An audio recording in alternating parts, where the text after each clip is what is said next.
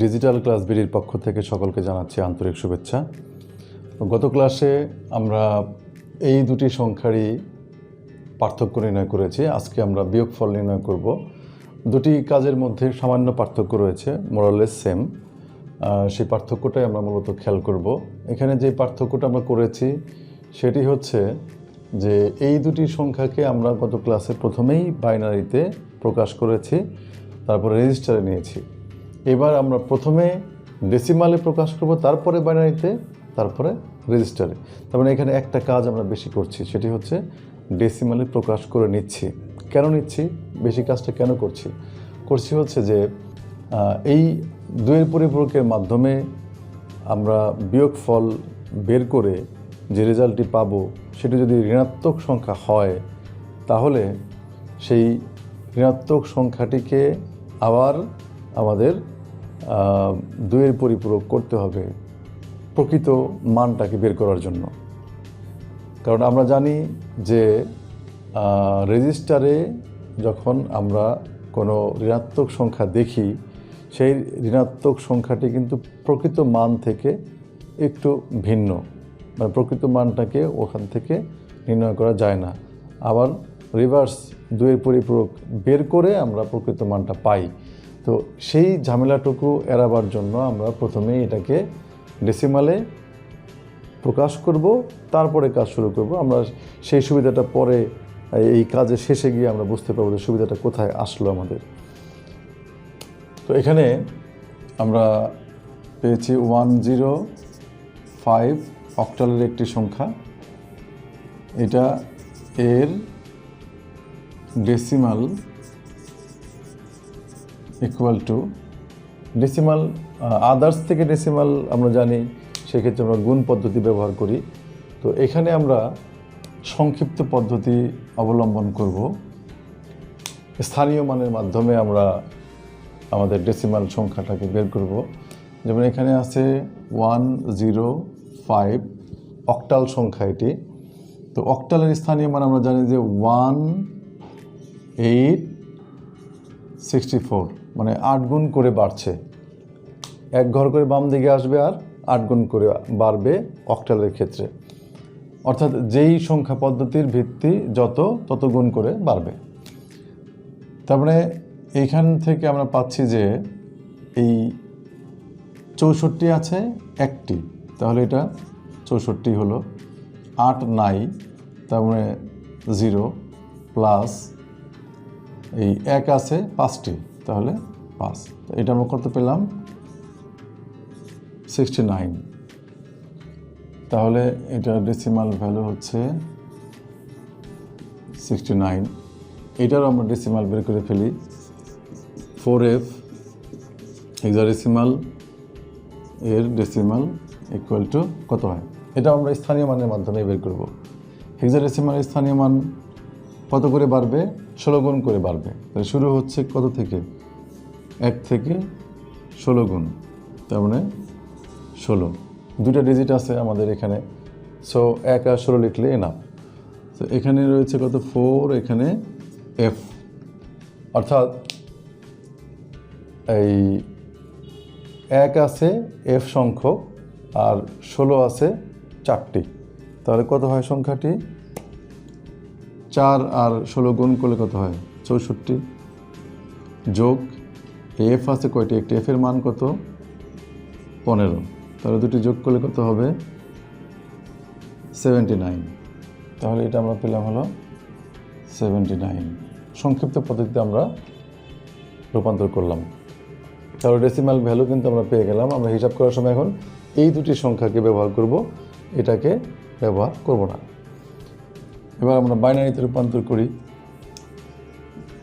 69 এর বাইনারি। আমরা জানি যে রেজিস্টার নিতে হলে অবশ্যই বাইনারিতে রূপান্তর করতে হবে। এটিকেও আমরা স্থানীয় মানের মাধ্যমে রূপান্তর করব, যেটি সংক্ষিপ্ত পদ্ধতি। বাইনারির স্থানীয় মান দ্বিগুণ করে বাড়বে। 1, 2, 4, 8, 16, 32, 64। বেশি কনজেস্টেড হয়ে গেল। আচ্ছা, 69 হওয়ার জন্য কাকে কাকে লাগবে? 64 লাগবে। যেটাকে লাগবে সেটাকে 1, যেটা লাগবে না সেটা 0। তাহলে 64 লাগলো, আর বাকি রইল কত?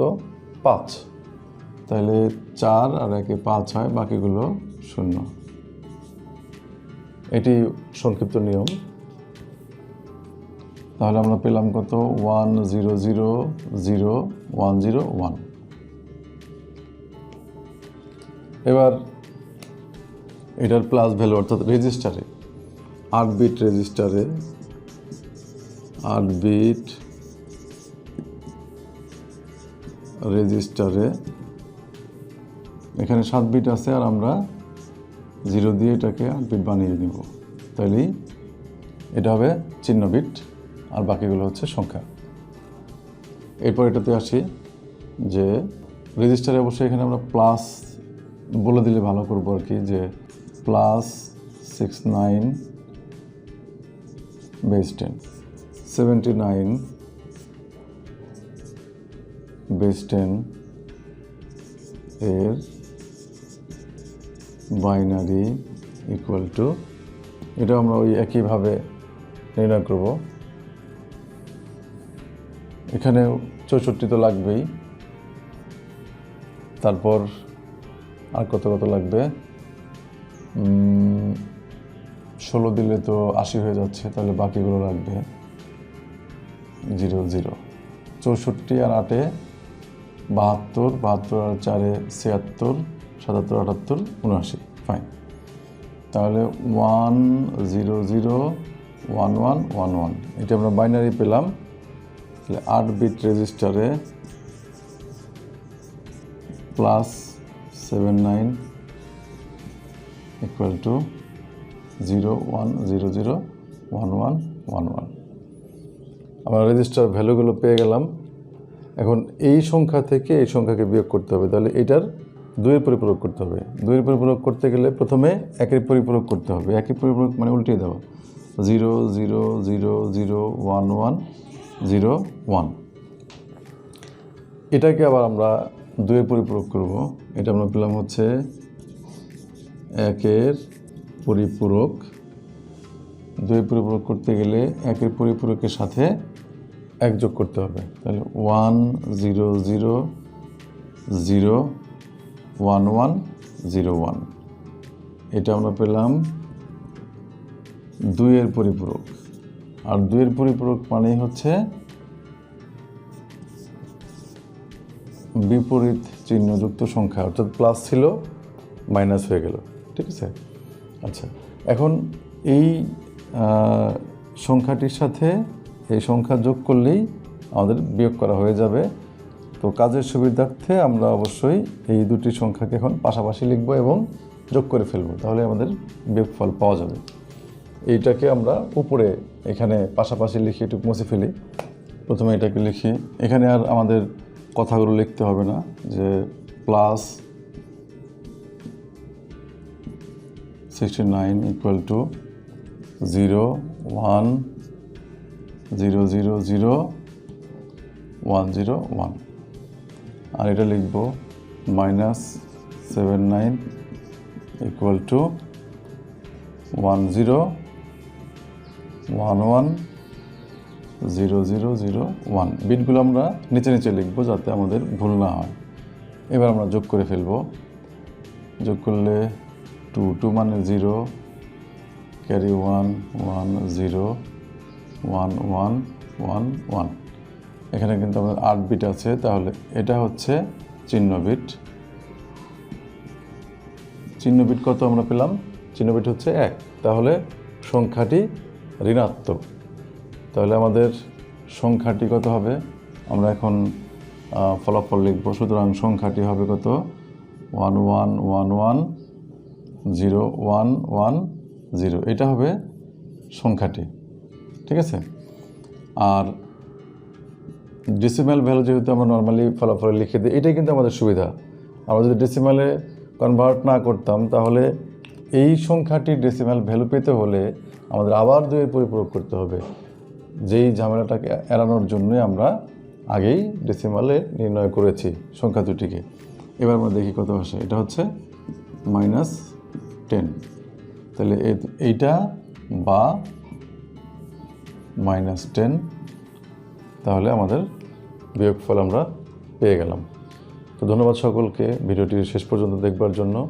আবারও দেখা হবে পরবর্তী টিউটোরিয়ালে। সে পর্যন্ত আমরা ভালো থাকবেন ইনশাআল্লাহ। আল্লাহ হাফেজ।